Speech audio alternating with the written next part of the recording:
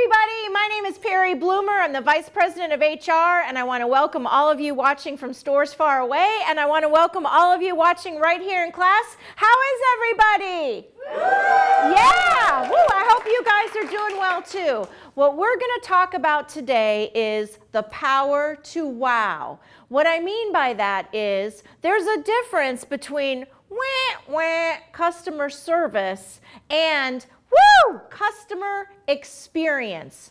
Woo! Oh my gosh, you guys learn jazz hands. Every time we say experience, the whole class does jazz hands, so you can do it too if you want to in Dallas and Atlantic City and Denver. I can see you. All right, so here's the thing. When I talk about the difference between customer service and customer experience, I've heard one story that really amplifies for me what that difference is. So take a look at that. There is just a big, giant, juicy hamburger up there. Well, I want you to imagine that you go to McDonald's, right? You walk in, the place is clean. You go up to the counter and you have a nice person that says, hello, thanks for coming in. What can I get you today? You place your order. They read it back to you. They get it right, right? They give them some money. They give you your change, and that's correct. You get your hamburger, you go off to the little table. The table's clean and nice, right? You take a bite of the hamburger. The hamburger tastes great, right? Exactly how you wanted it to taste. And then when you're all finished, you pack up your stuff, you head over to the little trash receptacle, and you put it in the trash. And as you start to walk out, there's a guy there mopping the floor who says, thanks for coming in. That would be a pretty great customer service, right? That's what I call good old customer service. But when's the last time you walked out of a McDonald's and went, wow, that was the coolest experience I ever had. I cannot wait to tell my friends. Has anybody walked out of a McDonald's and had that experience? No, not really, right? And let's be honest. When's the last time you walked into McDonald's and all those things happened? They said hello, they greeted you, your hamburger was done right, the place was super clean. They said, thanks for coming in. You're like, she's side-eyeing me right now. She's like, no, never happened, right? So the bottom line is, if we just did everything we should do, that would be good old customer service. And in America, customer service is crappy. So all we have to do is be a little bit better than crappy, and we will be able to deliver great customer service. But that's not our goal at Marshall Retail Group and in our stores and with each other. We want to go above and beyond regular service. We want to be far better than crappy. We want to be far better than great, right? We want to wow people. Hence the name of the class, the power to wow. There's a difference in every single thing you do from just delivering a good old service and delivering a cool experience, right? And you guys don't have to jazz hands every time if you don't want to. Okay. All right, so I'd like somebody to read this out loud for me, as loud as you can. Go for it. And those of you in the stores, back in the outside stores, read it to yourself. Go for it. Who is your customer? Your customer is whoever benefits from the work you do or whoever suffers from the poor work you do. When you really think about that, that's true, right? If you do a bad job for somebody, if the person at McDonald's does a bad job, you're going to suffer, right? Because you're their customer. And if they do a great job, you're going to benefit, right? But it goes even bigger than that. What about your boss? Is your boss your customer? Yes. How so? Because they benefit if you do great work, right? And they suffer if you do poor work. But on the other hand, aren't you your boss's customer? Right? If your boss does a bad job and doesn't manage you well, then you're going to suffer. If your boss does a great job, then you're going to benefit from that. So it's the same thing with this definition. Almost everybody in the world is your customer. Same with fellow employees. Same with you guys right now.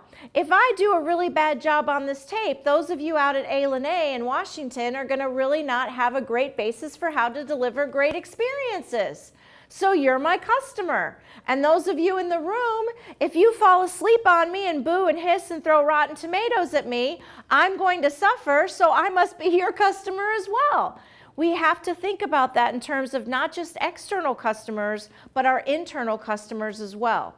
So if we use this as our baseline, that whoever our customer is benefits from the good work we do or suffers if we do poor work, who is my customer then? Everybody. If I walk through this room like this, have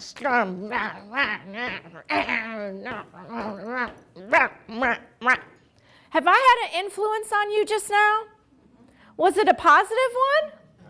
No, it wasn't, right? I just brought your day down a little bit. You're like, what's up with her? Why is she so snotty? Why is she so mean and being so grouchy? I've taken your experience here at your today's day at work down a notch. So that's why we also say, look, customer experience doesn't stop just out on the floor. You don't go in the back room and then act any way you want to. You're with people all the time, right? Everyone's your customer. If you're wearing a t-shirt from our lick store and you cut somebody off in the parking lot at the local grocery store, you have now given them an experience based on lick candy. So I'm not telling you don't cut people off at the grocery store. What I'm telling you is take your uniform shirt off before you go to the grocery store, okay? What I worry about is when you're at work and what kind of position you're putting everybody else in and if you're being a good customer to them, all right? So, who is your customer? Would you say tourists are our customer? Yes. Absolutely. We are in the travel business, right? Whether you're at a museum, at a casino, at an airport, at a resort, in a mall, you're dealing with tourists and you're dealing with landlords. Think about that. The person who owns Caesars, the person who owns McCarran Airport, they get great service from us because our stores are beautiful and different and exciting. And if their customers are happy, that means we've made them happy. So they are our customer as well. How about the general public? Absolutely, except for that person that you ran into at the grocery store, right? Because you're going to take your shirt off. All right, residents. You know, a lot of locals also frequent the establishments that we go to, or they work there. They walk away telling a story about what they've seen at our stores, right? So even the locals are people that are our customer. How about our vendors? Many of you that are in stores, and those of you that might be in our merchandising group, you're going to see vendors. We may have a vendor come into one of our stores and redo a visual wall. And if you're snotty and mean to them, the next time one of our buyers calls and has an emergency where they need something, is that person going to be too excited to help anyone from Marshall Retail Group? No, right? So they're our customers as well. But there's another group. Why do you guys think this group is flashing? Most important. They're the most important, right? You're with each other more than you're with your family, right? And if an outside customer comes in and sees the two of you bickering or not getting along, can you feel it? Yeah, you know it, right? You know when something's a little uncomfortable, when something doesn't smell right, right? So let's be just as good to each other as we are to our external customers, right? Let's make sure we do that. Because by this definition, everybody's our customer, right? All right. I like getting a right. Did you say right back at your store? I hope you did. All right. So I want you all to think about a time where you dealt with somebody, whether it was the DMV or McDonald's or a restaurant or a dry cleaner, where you had horribly bad service. Has anybody in this room ever had I just saw Barbara totally go, oh yeah. She gave me the oh yeah eyes. Yeah, raise your hand if you've had a really bad service somewhere. You've been disgruntled and unhappy. Okay, so everybody in this room but two people, and there's like 1 million people in this room because I can't do math. So I'm telling you, a lot of us have had a really bad experience. Think about how you felt in that experience. It didn't feel good, right? So obviously, there's no magic bullet in customer service. It's just about the way we treat people. I'm not going to teach you some magical thing today that no one's ever heard of. It's just remembering how it felt when you were in that situation and whether or not it felt good. And most likely it didn't, right? So now think about this. Have you ever had, oh wow! Oh my gosh! I cannot wait to tell my friends. I'm going to tell this story to people at work when I go in on Monday. Raise your hand if you've ever had an experience that just blew you away. It was amazing. All right, 2 people out of the million in this room, and I want you guys to be thinking about that back at your store as well. When you ask people if they've had a bad experience, oh, everybody's got one. But you ask people if they had a wow, and not everybody has one. Well, I'm going to share a wow with you, okay?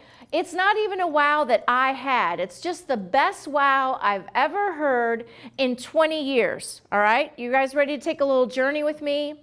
You ready to hear a story? It's story time. Is everybody ready? Ready. All right.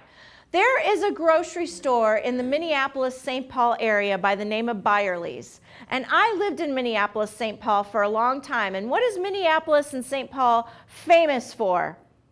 Snow. Snow, yeah. It's not their palm trees, their balmy tropical weather and hula dancers. This is a cold part of the country. It is really cold. And I had a boss named Scott. And Scott would come in every day and completely complain about his wife going to Byerly's because it was more expensive. Oh my God, my wife spent so much money. She went to Byerly's again. Why can't she go to an Aldi like everybody else? Oh my gosh, she would always whine and complain. But one Monday he came in way more angry than ever before. And he said, oh my gosh, wait until I tell you what happened with my wife at Byerly's this weekend. But before we get there, I want to share with you a little bit about Byerly's. First off, Byerly's has carpeted floors. And what those of you can't see far away is, this is a picture of a 20-year-old Byerly's, and it's the exact same carpet we happen to have right here in our training room, which is kind of hilarious. But anyway, why would it be interesting or cool to have carpeted floors in a grocery store? Why do you think? Snow, right. It's not slippery. It soaks up everything. And it's quieter. You don't have that of the carts going. And you've got to keep it clean. If you have carpeting, that means the second somebody spills potato pancake mix all over the floor or tomato sauce, I don't know where I came up with potato pancakes, but it just sounded good. But once that's all over the floor, they've got to clean that stuff up. So it's very nice. The other nice thing about Byerly's is the shelves were all one shelf lower than a traditional grocery store. Why was that nice? Everybody can reach, right? You can get it and you can see it. The other thing that was kind of nice about this, how many of you have ever been to an amusement park or at the airport where you're waiting in the queue, right? And you're waiting in the queue, and by about the 4th time you do the turn, you know the people that you're going to run into, and you're like, oh, you're going to Bermuda? I'm going to Bermuda. It's the same thing here. They'd be like, oh, you're buying beans. I bought those same beans. You know, because you could see people over the top sometimes, and it just get this little feeling of community. It was kind of cool. Another great thing about Byerly's is, remember, this was 25 years ago. Now you can't go to a grocery store without a Starbucks coffee being in there, right? Back in the day, that wasn't the case. Byerly's had Caribou coffee in every one of their stores in Minnesota. So the fact that you could get a hot coffee or a hot chocolate was pretty darn amazing. That was like a big wow for people back then. Now you guys are like, oh, we're all used to it. But back then, big deal. They also had this amazing floral people.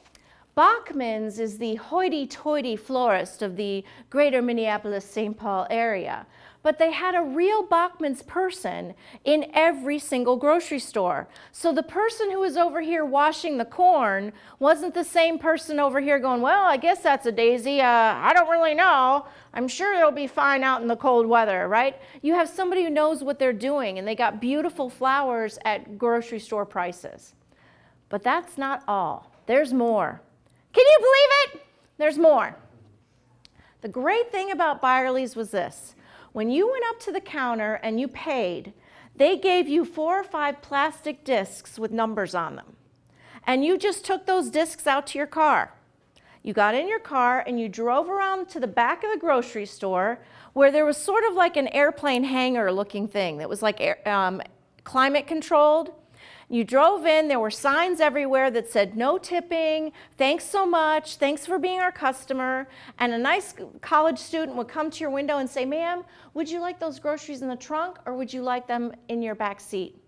And behind them, just like you saw in our DC, in our distribution center, was this chute that came out on a assembly line. And these plastic totes would zoom down with the corresponding number to your disc. Your groceries would be in there, and they'd take your groceries and load your car, and off you went.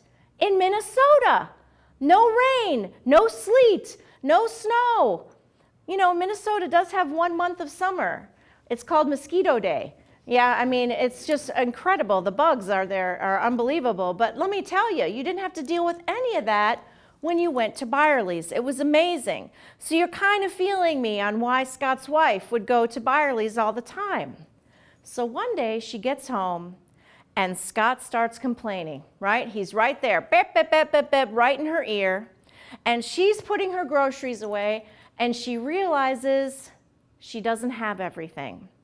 Oh, Scott is thrilled, right? He's like, I told you that bin system one day you'd come home without your groceries. So she picks up the phone and she calls Byerly's and she's hot and Scott's hot and yelling in the background, right? So the guy picks up the phone at Byerly's and she says, I don't have all my groceries. And without missing a beat, he says, I'm sorry, ma'am, if you'll tell me your grocery list. Well, she interrupts him. I haven't compared my list yet to what I have. I don't know yet what I have or I don't have. And the husband's still going in the background, right? And without missing a beat, this guy again says, I'm sorry, ma'am, I misspoke. If you'll actually read your entire grocery list to us, we'll replace all your groceries. Well, my husband's still yelling at me over here. So she says, well, I live in Edina. I live 40 minutes from there. No problem, ma'am. If you'll give us your address, we will deliver those groceries to you. So 40 minutes later, what happens? Someone pulls up in their driveway, right? They've got all of her groceries. They have a huge bouquet of what? Flowers. Bachman flowers. And they brought her a pie. And their pies were like those pies at Costco that you could fit like a VW bug in, right? So Scott comes into work. He is more angry than I've ever seen him. Why? Because his wife will never, ever go anywhere other than Byerly's ever again. Now that is a wow story, is it not? And it started from a mistake, but it turned out to have one of the most loyal customers ever. Now here's the thing. I know that if one of our shirts rips, we can't send them 47 shirts, right? And we can't home deliver it with flowers. If our shot glasses bust in the dishwasher, we can send them a replacement, but we can't send them a pie and all that stuff. I get that. That to me is not the wow of the story. The wow of the story is this. I'm sorry. Without even thinking, what did the guy say when he picked up the phone? I'm sorry. He didn't say we're sorry. He didn't say let me transfer you to that department. He didn't say, oh, those guys back there, they're always messing up. He didn't say the worst thing he could have said, which is, ma'am, did you check your trunk and make sure everything's not there? Oh, that would have been really bad. That to me is the wow of the story. Then she interrupts him. She's snotty. She's not even being a good customer. And what does he say? I'm sorry. I misspoke. Did he misspeak? No, she interrupted him. But without even thinking, automatically, that's what he said. I'm sorry. That's a pretty big wow, isn't it? It gets better. What do you think the chance is that the guy who picked up the phone and said, I'm sorry, is the same guy who screwed up in the back? 1 in a million, right? You think the guy who answers the main phone at the Byerly's grocery store is the same college student there putting groceries in the trunk? No way. But he still said, I'm sorry. He owned it, 100%, without even thinking. He owned it. And that's where we want to be at MRG. 100%, owning it without even thinking. We do it automatically. We want to be like the Byerly's dude. Now let's be honest, how many of you right now would say, let's get on a plane and go to Byerly's right now? Wouldn't you like go with me right now? I know, I would go back there too. They had great food on top of that. All right, so let's talk about Byerly's, but let's talk about customer experience in the terms of a competency model. Everybody goes through a competency level. When you learn something brand new, whether it's to write or to swim or to dance, whatever it is, the first time you've done it, you've never done it before. So you go through stages. And for these stages and through the magic of television, I need a shoe. Yay, I didn't catch it, but there is a shoe right here. All right, so let's talk for just a second about competency. Whoops. When you very first learn something, you are what we call unconsciously incompetent. I have no idea what to do, and therefore I do it badly, right? Because I don't know what I'm doing. In the customer service world, I like to equate this to that, I don't know, that 16-year-old girl that gets her first job at McDonald's, and she's like really busy on the phone with her friend, and you just need to like, wait a minute, because she's busy and you're making an order on her time. Could you just like hold on a second? We've all run into one of those, right? That just has no clue what they're doing, and they should not be in retail or food service at all. They absolutely have no idea that they're doing something wrong, and therefore, frankly, they suck at it, right? They're just not very darn good, right? I also equate this to a toddler. To a baby. If I took this shoe and I put it in a crib with a baby, would the baby know it goes on their foot? No way. In fact, what would they probably do with it? Exactly, right? They'd put it in their mouth. Even if you leaned over into the crib and said, hey, little cute baby, that's a shoe and it goes on your foot, and then you tie the laces, would they know what to do? No, they'd have no clue what to do. They would not know how to tie their shoe. That is where a lot of people are in customer service. No idea what to do and no fathom idea of them doing it wrong, right? Well, then you get that next step. I'm consciously incompetent. I know what I'm supposed to do, but I'm not good at it yet. It doesn't matter if it's because I haven't been trained well or if I'm new or whatever it is, I can't do it yet. Have you ever been shopping somewhere and somebody says, oh gosh, I don't know how to do that return, I need my manager, or I'm new and I've never used that credit card before, so could you hold on, or our machine's broken? It's annoying as heck, right? You're the customer. It doesn't matter that the person knows they're screwing up, right? Even if they say, I'm sorry 5 times, right? It's still annoying to you because they're not doing what it is that you need done. They can't do it very well. Well, I like to equate that to my toddler, right? My toddler, my kindergartner, they know that a shoe goes on their foot, right? And they know that it needs to be tied, correct? Don't you think they know that? Okay, just checking.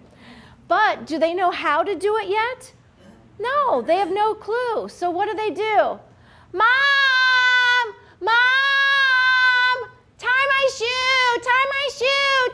I'm gonna die! Tie my shoe!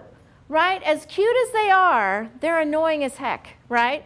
Because they don't know how to do it. They want you to do it for them. Same thing, just like customer service, when somebody doesn't know what they're supposed to do, it's just as annoying to you, even if they're cute, right? Even if it's fine. So then you have the next step. This is where most of us are. Conscious competence. What do y'all think that means? I know what I'm supposed to do, and I am good at doing it. I'm able to do it, right? When I stop and I think about it, I know what I'm supposed to do. In terms of the shoe, that's your little first grader or kindergartner who says, okay, I put the shoe on, I've got to slow down and think about it, and I do the little bunny ears, or I do that little rhyme about the bunny hops around and goes down the hole, but they've really got to focus and concentrate on it, but they can get it done. That's where most of us are with customer service, right? When we think about it and we know what we're there to do, we can do it. We focus on it. You guys know now from the previous slide that Michael Wilkins is our CEO. If Michael Wilkins was going to come sit next to your desk every day in accounting for a week, what would your game be like that week? Very nervous. You'd be very nervous, but would you be doing an awesome job? Yes. Oh, heck yes, right? If I said Michael Wilkins was going to come to your store and hang out with you for a day, you would be on top of your game, would you not? Now, of course, there's one person in here who actually is reporting to Michael Wilkins. Don't be that nervous, okay? He's a good guy. But I'll tell you what, raise your hand if you knew Michael was coming in and bringing his family into your area of work that you wouldn't sharpen up. Raise your hand. Would you sharpen up? Oh, yeah, of course you would, right? Absolutely. No. Why would you have to sharpen up? You should always be doing it. Exactly. You should always be on point. Every day should be Michael Wilkins Day. We should do it automatically, just like the Byerly's guy, without even thinking about it. He was awesome at his job. He was great. I'm sorry, I misspoke. It didn't matter if she was yelling, didn't matter if he's not the one who did the bin. He owned it 100%. That's the wow of that story. That's where we need to get. Right now, every single one of you, I'm going to hope, out there in TV land too, that you know how to tie your shoe. Would that be a good assumption? Have any of you forgotten how to tie your shoe? You know how to tie it without even thinking about it, right? In fact, I would bet that you so do it without thinking that if I asked you right now how to tie the shoe, you wouldn't know how to tell me. What's the first thing you would tell me to do to tie this shoe? Grab the laces.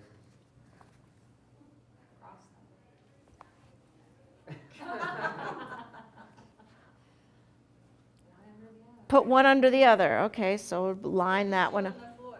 Put the shoe on the floor. Okay, now, do you see what I'm saying? Are we getting anywhere with this? No. You guys have forgotten how to tie a shoe. We've all forgotten, but yet we do it without even thinking all the time. Now, let me ask you a question. If you had a really bad day, would you forget how to tie your shoe? If God forbid, your dog died that day, would you forget how to tie your shoe? What if your boss was really mean? Would you forget how to tie your shoe? What if your paycheck was wrong? What if a customer was yelling at you? Other than traumatic head injury, is there anything that would make you forget how to tie your shoe? No, right? So gone are the excuses. Here at MRG, we don't play the, well, I'll treat her with respect when she treats me with respect game. No, you do it automatically every time. It doesn't matter if a customer comes in unhappy about something. What are we? Every time. We're like that Byerly's guy. We are on top of our game. Yes, absolutely, thank you. I will take care of that for you without any issue. What if we're new and we're not exactly sure what to do? We'll just make some excuses and tell them we're new, right? Because that's not annoying. Tie my shoe, tie my shoe, tie my shoe. Yes, it is annoying. So we are on top of it every time. That's where we need to be with customer experience. We're so good at it that we do it without even thinking every time. It becomes easy and effortless, like tying your shoe, and you can count on it every time. So that's what we're going to try to do today. You excited for that? You want to get to that point? You're like, they're semi-excited. That's okay. You're going to get more excited as we go. All right, there's two people up on the screen right now. Who can tell me who they are really loud, except for Kelly? Who else? LeBron James and Michael Jordan. Now, for some of you that have met Kelly in the HR department, she's in love with Michael Jordan, so we're not allowed to talk about LeBron James at all. But there's two of them up here, right? Two of probably the best basketball players in the world. But they have something very much in common that a lot of people don't know. They never practiced. Never. They were so good that in both of their high school years, when they would get to the coach, they'd say, look, I'll show up on Friday nights, I will play, but I'm not going to practice. Not going to happen. And because they were so good, they let them do that. Then they go to college, right? And they're like 20 years apart. They go to college, same thing. I'll show up on Saturdays. I will play the game, but I am not practicing. NBA, right? Coaches that make gajillions of dollars. And these two march in and say, look, I will play the game. I'll be on the team bus. I'll be at the hotel. I'll do everything we need to do. But what am I not going to do? Practice. What do you guys think about that story? Diane right here is unable to say it, but she knows that I'm lying through my teeth, right? I'm totally lying. Of course they practiced. Yeah, I mean, that's not being a team player, not to practice. No matter how good you are, you have to practice. So if you're coming to MRG saying, look, I've got 15 years of retail, I've got 15 years of background in accounting, I know how to treat people, I'm a grown person, I don't need to be reminded of this stuff. Even these guys practiced. You couldn't have two more unconscious, competent dudes in the world, right? They can probably make free throws in their sleep, but they still practiced. So that's why we have this class, to talk about the fact that we need to practice. We need to get to that point that we're just like that Byerly's guy. Make sense? All right, right? Now say goodbye to your boyfriend. Okay, Kelly, we're taking that slide off. All right, now this particular slide is what I like to call boring statistics, right? This is to let you know why it is so important that we automatically do it every time, why we give our best all the time. I would like somebody to read this line out loud, and those of you that are in other states, go ahead and read that to yourself too. A happy customer will tell about 5 people. A happy customer tells about 5 people, right? Okay, good. What's the next one say? Somebody read that one. A typical unhappy customer will tell 8 to 10 people about his/her experience. 1 in 5 will tell 20. So we're already behind the 8 ball, aren't we, Carla? A happy person tells 5 people. An unhappy person tells how many? Maybe even up to 20, right? So do you think it's kind of crucial that we get it right every time? But this statistic is actually old because there's this new thing. I don't know if you guys have heard of it. It's like all the kids are doing it, right? Do you know what it is? It's like this thing. Oh, what is that, Giselle? Oh, social, yeah, like Facebook or something, or like Twitter. Yeah, like I'm so hip on all the terms. What about social media, you guys? How many people now are you telling if you're unhappy? 1,000, thousands and thousands. I know you people. I know you, Ron. I know you guys back at the stores. When you're happy at a restaurant, you take a picture of the meal and you say, oh, great restaurant at Charlie's. Oh, but if you're unhappy, I know you. I know what you do. You write a whole thing about how bad it is, then you go on Yelp, then you take a picture, then you tag all your friends, don't go to this restaurant, then you boycott it. That's human nature. When you see something you don't like, you tell everybody. So if this slide alone doesn't convince you that maybe we need to be automatically on our game all the time, I don't know what will. Because one bad move can mess it up for all of us, right? And guess what? It's the same thing with employees. You are snotty to a fellow coworker and they quit, they'll tell 11 million people. Next thing you know, you're struggling with one-person coverage and you don't have enough people on your shift. But if you're fun and happy to work with and things go well, people are going to want to come work there. Your schedules are a little easier. You finally get Thanksgiving off once in a while, right? Wouldn't that be great? So remember that. It works both ways with internal and external customers. All right. What is the golden rule? We all learned it. What's the golden rule? Treat people the way you want to be treated. Treat others the way you would like to be treated. Do unto others as you would have done unto you, if we want to get all fancy and stuff, right? The golden rule is not a bad idea. The golden rule delivers good customer service. So let's talk about the golden rule, shall we? All right? If it is treat others the way you want to be treated, How do you want to be treated? And for those of you that are watching back in your room, I want you to write down some adjectives as well and see if they match the ones we have. How do you guys want to be treated? You go to the bank, how do you want to be treated? Quickly. With respect. Okay, I like that. Respect. I have horrible handwriting. I heard quickly. You want to be treated in a prompt manner. What else do you want? Be kind.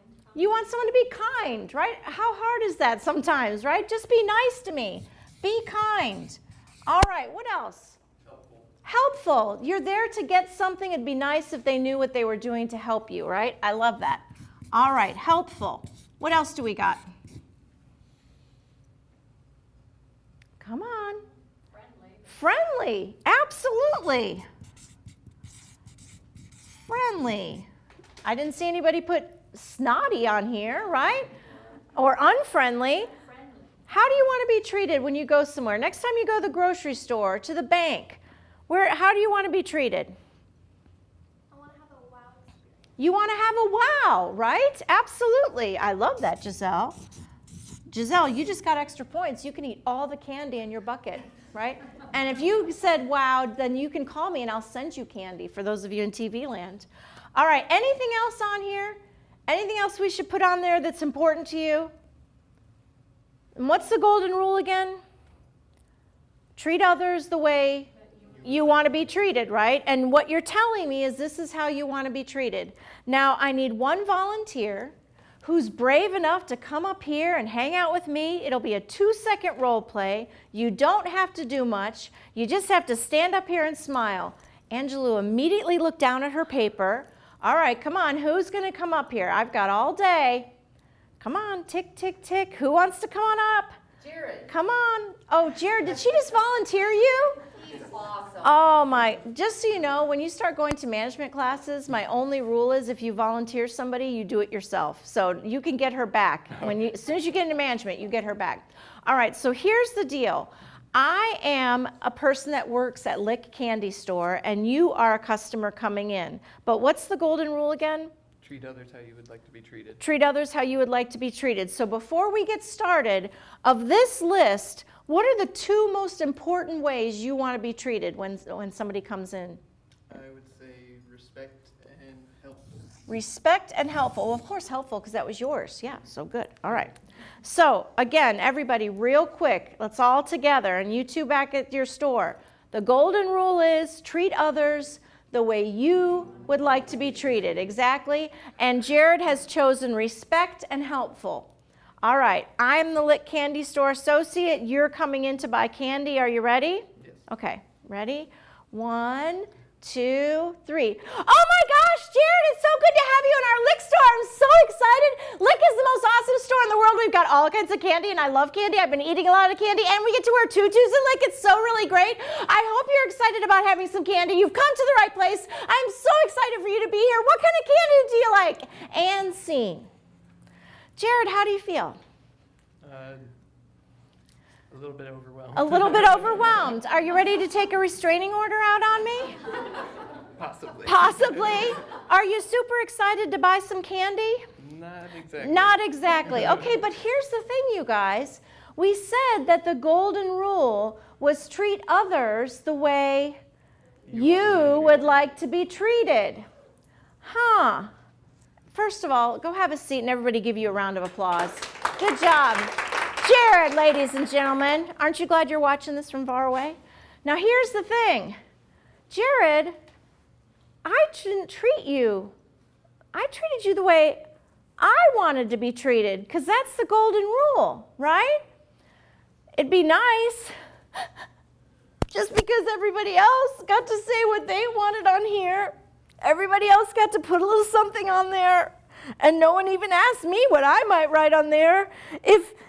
If I had a chance to write something on there, if somebody would just ask me, it'd be so great if anyone would just even ask me at all. Oh, thank you, Barbara. I would say peppy and perky. And you might think I'm joking, but I'm not. I go to the same hotel every year when I go to Busch Gardens in Florida, and I walk in, and there's this guy named George behind the counter. And when I walk in, he says, "Mrs. Bloomer, look at your shoes." And I say, "I know, aren't they great?"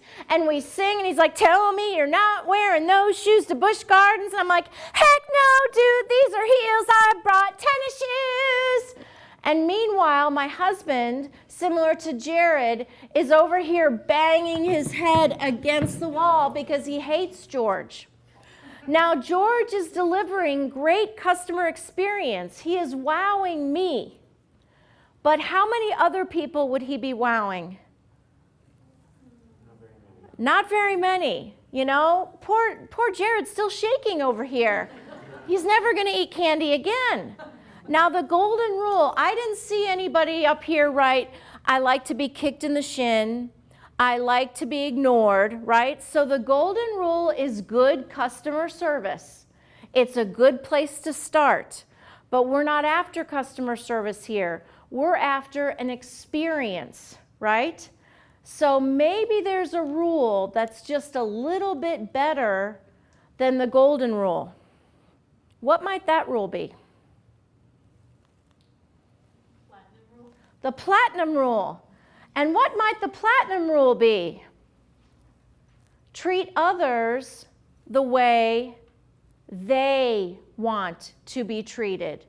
If I treated Jared the way he wanted to be treated, I would probably have a really big candy sale right now, wouldn't I? But I didn't. I treated him the way I wanted to be treated. And I have to realize, as a customer service person, my job is to adapt to the style of my customer. Whether my customer is a tourist coming in to buy candy, or a coworker, or my employee. We talk a lot about that here at Marshall Retail Group, that as a manager, you adapt your style to your employees. If I've got to give you a warning, I'm going to give you a warning the way you need to hear it, and you a warning the way you need to hear it. And we're going to mess up sometimes. We're not perfect. But if we work really hard to make sure our customers are treated, poor Jared, the way you want to be treated, we're going to sell more, we're going to do a better job, right? Now, it would be great if we had one of these boards installed at every cash wrap, right? And at every desk. So as a Jared would come up to me, I could say, "Jared, thank you so much for coming to Lick today. Before we progress on our journey to buy you some truffles, how would you like to be treated today? So I will alter my style, much like a method actor, to ensure that you're treated the way you would like to be treated." Well, we don't have that, right? So you're probably thinking, "Oh my gosh, I get it, Perry. This platinum treatment leads to wows, but how in the world am I supposed to do this?" If you're working at an airport and they're coming in to buy a banana and water and it's a 5-second transaction, how do I treat them the way they want to be treated? And it's about being observant. I'm going to give you guys some tips that will absolutely make you the difference between any good old customer service person and a customer experience person. We're going to talk about those tips right now in Power to Wow. And later, when you learn We Act, for those of you in the retail world, which are the 6 steps of our sale, we'll talk about it again. But even those of you that aren't in retail, you're going to be dealing with people every day. So let's treat them the way they want to be treated. And in turn, they'll be treating you the way you want to be treated, right? Okay, let's get rid of that pen. Jared's still breathing heavily, so we're just going to give him a moment to kind of catch up with us. All right, somebody read that out loud for me. Listen for feelings and intentions in addition to words. Absolutely. Pay attention to body language. Pay attention to tone. When you suggest something to a customer and you say, "Will that work for you?" and they go, "I guess." Does that mean that it will really work for them? No, it means they're wanting something different, something a little better. What else could we do for them, right? Pay attention when the body language goes south. Pay attention if they start rolling their eyes or wandering away. Maybe you're coming on too hard. Maybe you're not paying enough attention to them. A lot of things speak volumes besides just words. So pay attention to the tone and the body language and all the feelings they may be having. If you become a little more observant to these types of things, when you see a customer that's come in and had a rough day, they just lost all their pennies at the casino, and they've got a big scowl on their face, is that the right person to go, hey, are you enjoying Las Vegas? Right? Probably not the right thing. But there's other people that come in laughing and joking and excited, and that's a perfect opening. Know your audience. Pay attention. That's your job, is to be a little observant of what they need. Next, somebody read this one out. Well, I'll read this one because it's a long one. Acknowledge their perspective, but not always their opinion. That way you don't throw others under the bus. That gentleman from Byerly's, he sure as heck didn't say, yeah, those guys back there in the bins, they're new. They don't know what they're doing. I agree with you, ma'am. I wouldn't shop here either. Instead, take ownership. If you need to calm a customer down who's upset about something, you can say, I hear you. I absolutely understand what you're telling me. I am listening and paying attention to you. That makes a world of sense to me. Thank you for sharing your opinion. But you don't say, you're right, you told her to leave those shoes here on hold for you and they're not even here. Yep, I'd be pissed too, right? Now you're just throwing your whole company under the bus. People want to know that you're loyal. Treating people the way they want to be treated means they don't want to be thrown under the bus. So you build rapport with people by subtle things. Subtle little things make the difference. So you can acknowledge their perspective, but not their opinion. If someone calls you and says, my paycheck is wrong, you don't be like, yep, that payroll girl, I'm surprised she gets any of them right? Now you're throwing your whole company under the bus. All right, so here's some really great tips. The first one is acknowledge their issue. If they ask you for something and you go, okay, hold on, and you just run and get it without acknowledging and talking to them, you're missing an opportunity to build rapport. And we're going to read these aloud. So I'm going to have you start with that first one. You are working at Welcome to Las Vegas, right? Do you know what kind of things you'll be selling? Souvenirs. Fun souvenirs and great stuff. So how would you say this sentence and then go ahead and finish it off for me? I'd be happy to help you. Yes, I can check on that for you. Well, and so if you said, I'd be happy to help you with what kind of thing would you be helping them with at Welcome to Las Vegas? Finding the right souvenir. Finding the right souvenir for their family. I love it. Yes, absolutely. I'd be happy to help you with that. Sarah, you read that second one for me. Yes, I can check on that for you. Right, and you're working at Shoes. So what are you probably checking on? Shoes. Shoes. Exactly. That's a pretty easy one, right? When somebody says to you, do you have any t-shirts that maybe say Las Vegas that are silver? And you go, have you missed an opportunity to bond with them just a little bit? So acknowledge their issue. Absolutely, yes, I can help you with that. No problem.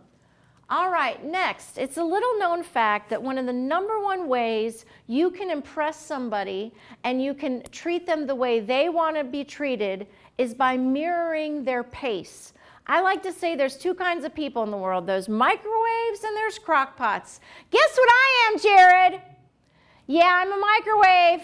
Yep, you got it. But there's also crock pots out there. So if you have someone who comes into your store and says, hey, I'm looking for a dress, I've got a fun evening that I want to go out to, and I just need something short and kind of fun. And you say, well, first of all, thank you for coming in. You know, parties are fun.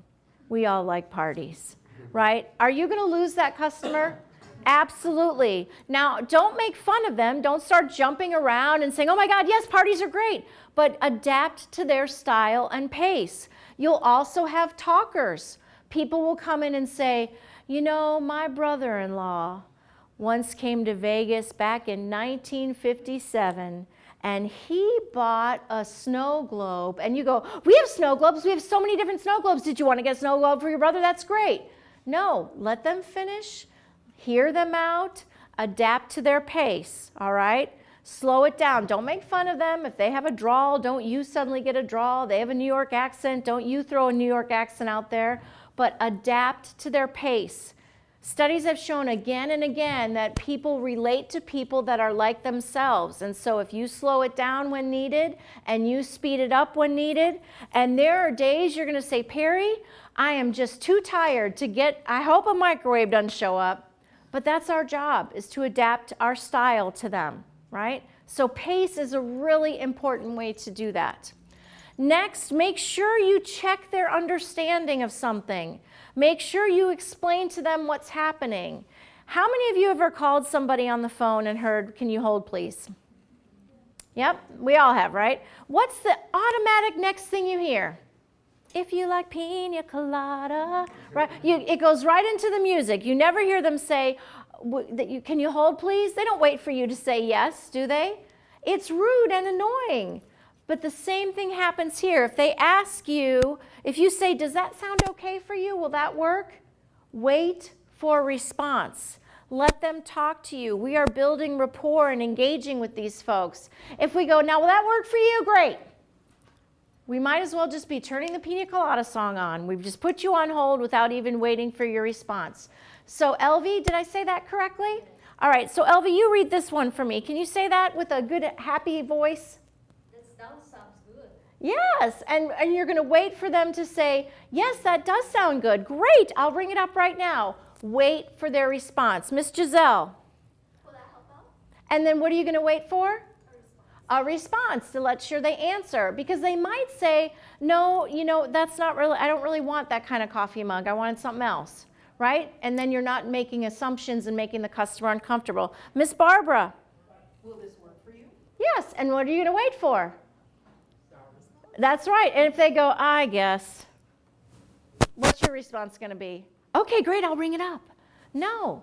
If they say, "I guess," say, "Oh, well, is there something else I can get for you? We've got a variety here."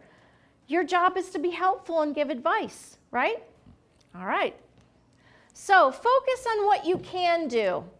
Many of you will find yourself in a situation where somebody asks you for something you don't know. Carla, you're brand new, right?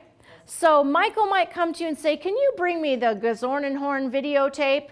And instead of going, "Well, gosh, Michael, I'm new. I have no idea how to help you with that," you might say, "Absolutely, I can." And then you'll go to Jan or myself. You'll find out what it is you need to find out. The same thing in a retail store. When someone says to you, "Do you know if these come in pink?" And you say, "Oh, gosh, I don't even know if they do come in pink." Say, "I can absolutely find that out for you." Focus on the positive instead of the negative. If you start to say, "Well, I'm new, but I'll try," that's a little bit like, "Tie my shoe, tie my shoe. I know I'm not helping you right now and I'm incompetent, but at least I'm trying to be nice about it," right? You're going to find yourself sometimes covering in another store. You may not know what they have at that store, so quickly familiarize yourself. And if they come in and say, "Do you have s'mores?" Yes, I'm addicted to candy and I love candy and I love the lick store, so that's always where my role plays go. If you have s'more flavor, I am going to absolutely check on that right now. Not, "Oh, well, I don't normally cover this store, so let me go see if I can." Then it sounds like you're doing me a favor, right? So greet them and talk with them by focusing on what you can do, not what you can't do. Does that make sense? Makes sense, right? All right, so basically what we've told you today is there's not a magic bullet in customer experience. There's no, if you just say this phrase, everyone will be happy. You instead need to adapt to their style, adapt to their pace, keep it consistent, do it every time. Don't tell yourself, "Well, you know what, my dog died today, so it'll be fine if I just phone it in at work." No, every time, right? That's what we're focused on today. So with that every time philosophy, let's all take a moment and read this together. And you go ahead and read it out loud, even if you're sitting in the storeroom out there in Dulles Airport right now. Okay, ready? Go for it. Every Contact is a moment of truth. You want people feeling good about you and our organization after every interaction. So if every contact is a moment of truth, I'm going to start over here with the wonderful Jared, who is in our role play. Jared, how many moments of truth have you had today? How many customers have you helped today? None. None yet. Okay. How many customers have you seen today? None. How many customers have you seen today? None? Really? Giselle, how many customers have you seen today? Now she knows the answer is wrong, but she's not sure where to go. Pass to Barbara. Barbara has a knowing smile. Barbara, how many customers and moments of truth have you had today? 12 plus. 12 plus. Did you count everybody in this room? What about Christian, the cameraman? Did you count him? He's your plus? Absolutely. If every contact you have is a moment of truth. Remember when I walked through the room and didn't even talk to you? I had 12 moments of truth right there, and I just made it uncomfortable for everybody. Yay! I failed during that moment of truth. I'm going to tell you something about customer experience that most people forget. People will talk about you. Your name is going to come out of somebody's mouth today. Whether it's a coworker, a customer, Christian, the cameraman's going to go home and talk about you. Are they telling stories about you that you're proud of? Who has that control? You do. You're exactly right. You have that power. If you do everything you can for them and you treat them the way they want to be treated, then they will tell great stories about you. And we're all about that here at Marshall Retail Group. Q, creating unique experiences. We get letters every day from other employees and from other customers that will say, I had the most amazing experience because Diane did blank for me. Wow, that's what we live for around here. So with that, let's have our big three recap, okay? And those of you, see if you can write the answer out there in the other stores. So number one, let's take a look at this. Why do we want to give customers an experience instead of just good old customer service? Why do we want to wow them? We want them to come back. We want them to come back, yes, and be loyal. And look at that Byerly story. It went south. It all went wrong, and they still were able to turn it around and get them to come back. We want people to come back, and it works for employees as well, right? If we're good to our fellow employees, more employees will want to come and work here. Absolutely. Good job, Giselle. All right. Why is it that that automatic, unconscious competence is so important? Why do I tell that story about Byerly's? Why do we want to be like that Byerly's guy? Every time. Why is it important every time? We want them to have a good experience, but what happens if they don't? Then they're going to talk negative. And how many people could they influence? 825 million trillion. Exactly. Thousands of people. One poorly treated customer will tell many. And one poorly treated employee will tell many. Right? That's why we're good to each other. Lastly, what is the number one way to make sure you get a wow? The number one way to go from just wah, wah, good old customer service at McDonald's, to wow, I want to write a letter to this company and tell them how great Carla is. The number one way to do that is by what? Owning up to it and saying you're sorry. Owning up to it and saying you're sorry is a great start, and those are good things, but there's a little trick we learned today. A way of treating people. How they want to be treated. Right, that platinum rule, that's the difference. That is the difference. Do you think I love George at that hotel? Heck yes. But I hope that George has other styles in his repertoire, so to speak, because if Jared comes in, Jared's going to turn right back around out and never go to that hotel again. Treating people the way they want to be treated. That's the platinum rule. So that's customer experience, you guys. That's the power to wow. If you thought you were going to get a lecture of 59 things to say to an employee, that, or to a customer, we all know those things to say, but it's how we say it. It's not necessarily what we say. So, how we say it is super important, so I want everyone to stand up. For those of you back in your storeroom watching this now, stand up. I want you to shock the heck out of your store manager. We are now going to yell this as loud as we possibly can. And the good news is, if I don't hear you yell, you get to do it by yourself. I know, very exciting. All right, ready? 1, 2, 3. I have the power to wow. Great Great job. Thank you, everybody, and thank you for those out there watching in your store. Thanks so much.